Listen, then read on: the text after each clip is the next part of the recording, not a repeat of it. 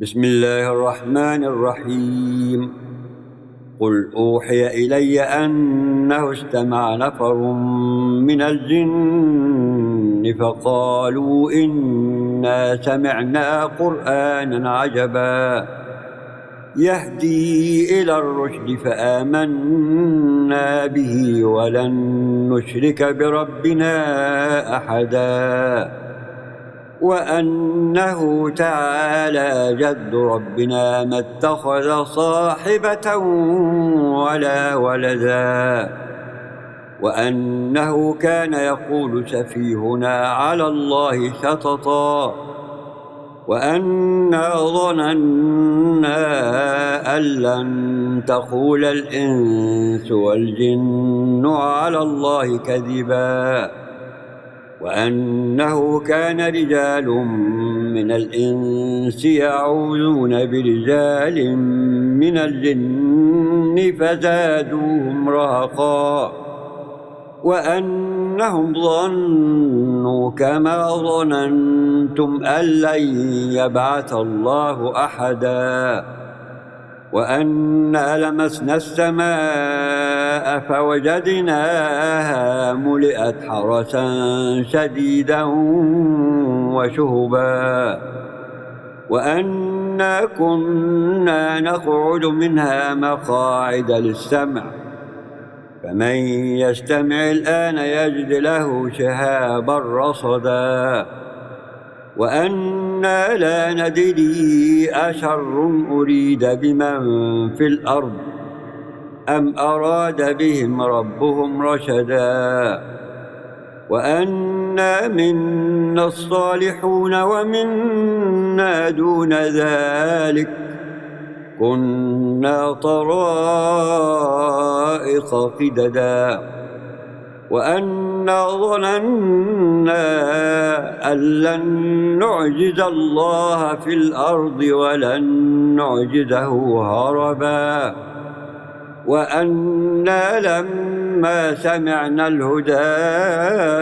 آمنا به فمن يؤمن بربه فلا يخاف بخسا ولا رهقا وأنا منا المسلمون ومنا القاسطون فمن أسلم فأولئك تحروا رشدا وأما القاسطون فكانوا لجهنم حطبا وأن لو استقاموا على الطريقة لأسقيناهم ماء غدقا لنفتنهم فيه ومن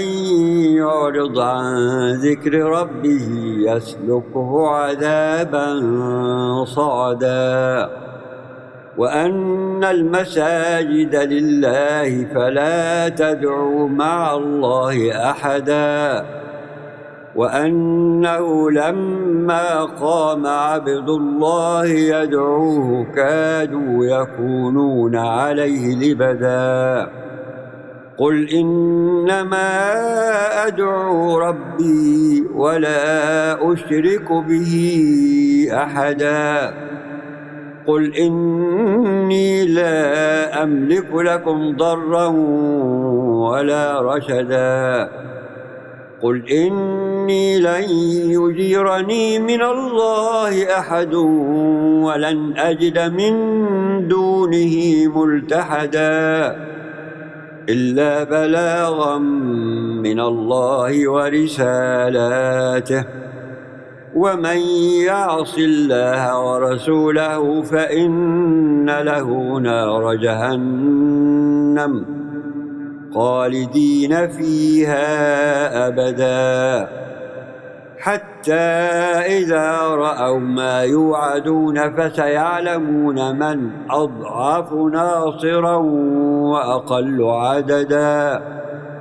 قل إن أدري أقريب ما توعدون أم يجعل له ربي أمدا عالم الغيب فلا يظهر على غيبه أحدا إلا من ارتضى من رسول فإنه يسلك من بين يديه ومن خلفه رصدا ليعلم أن قد أبلغوا رسالات ربهم وأحاط بما لديهم وأحصى كل شيء عددا.